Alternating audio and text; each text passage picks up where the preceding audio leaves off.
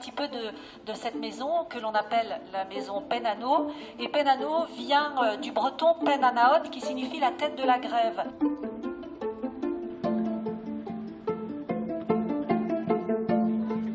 Bonjour à tous et bienvenue dans ce nouvel Instant été. Aujourd'hui, nous sommes dans le nord du Finistère, à Morlaix, début d'une excursion qui va nous emmener entre Roscoff et l'île de Bas, un circuit touristique proposé par l'association À Fer et à Flot. Vous allez découvrir ça dans un instant, mais juste avant, l'actualité avec les 5 infos du Télégramme.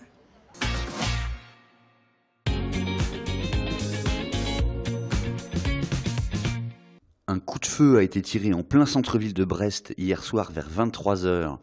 La détonation a notamment été entendue à la sortie du multiplex Liberté. Un trentenaire défavorablement connu de la police a été interpellé en état d'ébriété. Le tir serait intervenu sur fond de tension entre bandes rivales habituées des abords de la place de la Liberté. Une fusillade s'était déjà produite ce week-end à Pont-à-Nézen. Un contrôle de gendarmerie a eu lieu aujourd'hui au centre de plongée des Glénans dans le Finistère. La procédure est intervenue alors que l'activité du centre a été interdite par le préfet. Les plongeurs du CIP étaient toutefois retournés à l'eau quelques jours plus tard. 3 accidents ont déjà eu lieu cet été et 2 l'an dernier, dont un mortel. L'attribution de la ligne aérienne Lannion-Paris à la compagnie Chalair a été annulée hier. Bilan, la continuité des vols après le 23 septembre est menacée. La procédure doit être reprise depuis le début. Elle avait pris 5 mois. Une autre compagnie, Twinjet, est sur les rangs. Quelques 20 000 pèlerins sont attendus aujourd'hui et demain à Sainte-Anne-d'Auray dans le Morbihan. Une édition du Grand Pardon placée sous haute sécurité avec gendarmes et fouilles à l'entrée. C'est Monseigneur Laurent Donien, évêque de Quimper-et-Léon, qui présidera les cérémonies. Son conseil, arriver en avance et apporter un coupe-vent imperméable. Enfin, c'est le grand jour demain pour les fans bretons de Warren Barguil. La révélation du Tour de France de cette année sera de retour à Camors dans le Morbihan pour la ronde des Corrigans. Quelques 15 000 amateurs de cyclisme sont attendus. Des animations sont prévues toute la journée. Départ de la course à 19 h.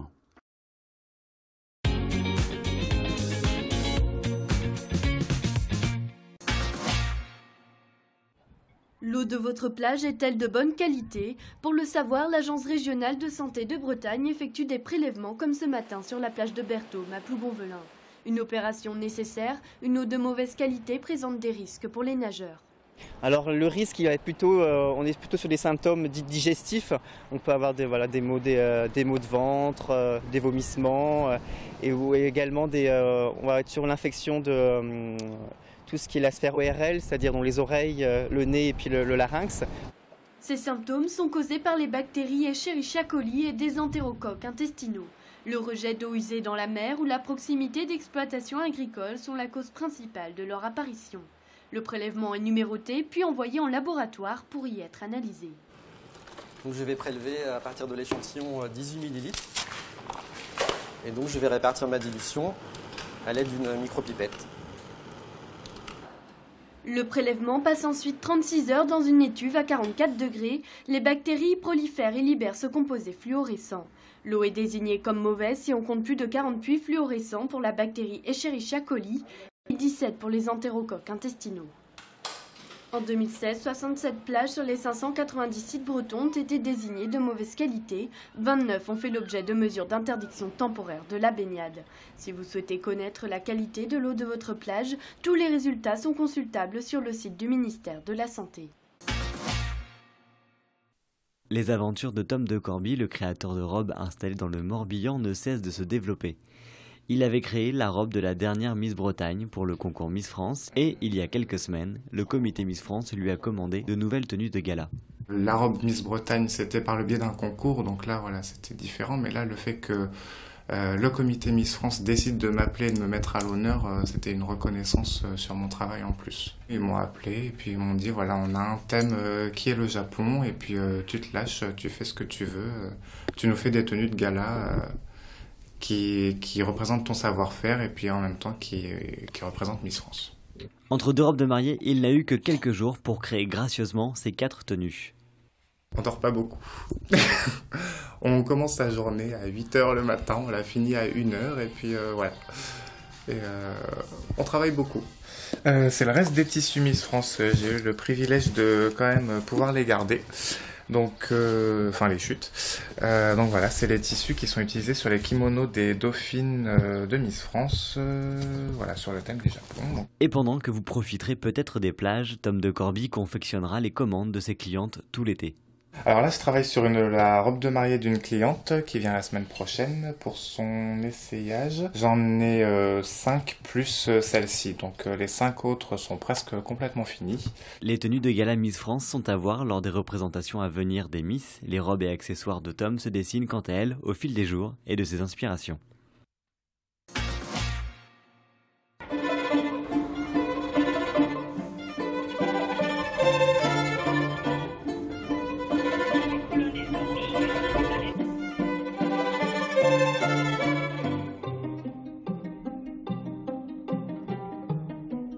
Et nous voilà arrivés après 47 minutes de train à la gare de Roscoff, première étape de cette excursion entre Morlaix et l'île de Bas. On a retrouvé sur place Joseph Seïté, le maire de Roscoff, et le président de l'association Affaires et à Flot. Bonjour Joseph Seïté. Voilà, bonjour, on est heureux de vous accueillir à Roscoff. Merci beaucoup, merci beaucoup. Alors votre association organise ces excursions qui mêlent train et bateau. Et le train, c'est aussi un moyen de faire vivre cette ligne à voie unique entre Morlaix et Roscoff, on imagine, de faire venir des passagers ici. Voilà, parce que on est très attaché au maintien de cette ligne entre Morlaix et Roscoff. Et donc, la création de ce produit touristique qui est Affaires et à Flot était aussi dans l'idée un maintien, elle aide à un maintien de la ligne. Et donc, on a associé les deux produits, la voie ferrée, Morlaix-Roscoff, une très belle promenade à travers dans les terres. Et puis après, le bateau.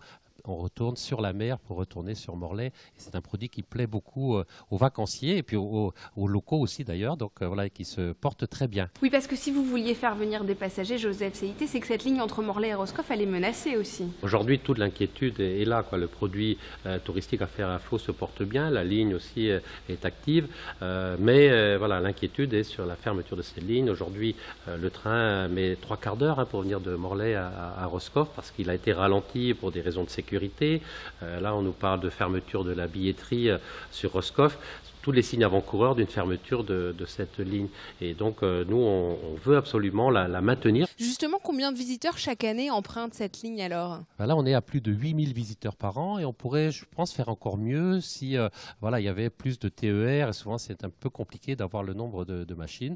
Mais voilà, c'est aujourd'hui 8000 personnes, on pourrait encore progresser, quoi. Merci beaucoup, Joseph Seïté, en tout cas, d'avoir répondu à nos questions. On va justement poursuivre cette excursion et on va embarquer tout de suite pour l'île de Bas.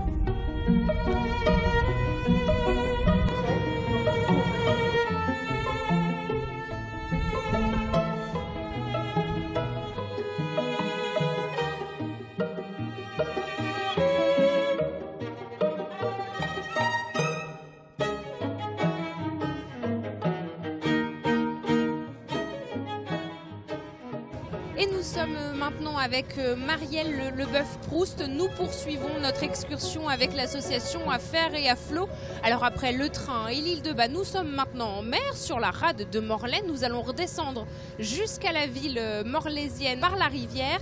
Justement, Marielle, là on est encore en rade de Morlaix. On va bientôt prendre la rivière. Quels sont les quelques monuments que l'on peut découvrir lors de cette visite ? Alors, on peut découvrir de nombreux monuments. On a vu tout à l'heure par exemple la chapelle Notre-Dame du Cresquer. Mais derrière nous encore se trouve le château du Taureau, qui est un fort à la mer Vauban. Et puis un peu plus près de nous, le cairn de Barnénez, donc un monument préhistorique très ancien. Donc il y a beaucoup de choses à voir. Combien de temps passent les visiteurs qui viennent en mer ? Alors on y passe 1h03, près de 2 heures en fait en mer. On visite la baie, la rade et la rivière de Morlaix. Il y a un autre circuit qui est proposé sur le même principe.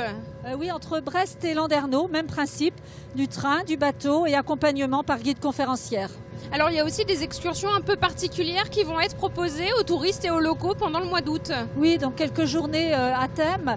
Il va y avoir des nocturnes avec l'intervention d'un poète. Il va y avoir également un chanteur, Jean Urien, qui va participer à une excursion et qui va chanter. Et il y a également une guide en langue des signes Pour participer, il vaut mieux réserver. Il vaut mieux réserver, oui, c'est plus prudent. Merci beaucoup Marielle en tout cas pour ces explications. Pour retrouver toutes les explications, il faut se rendre sur le site d'Affaires et Aflo.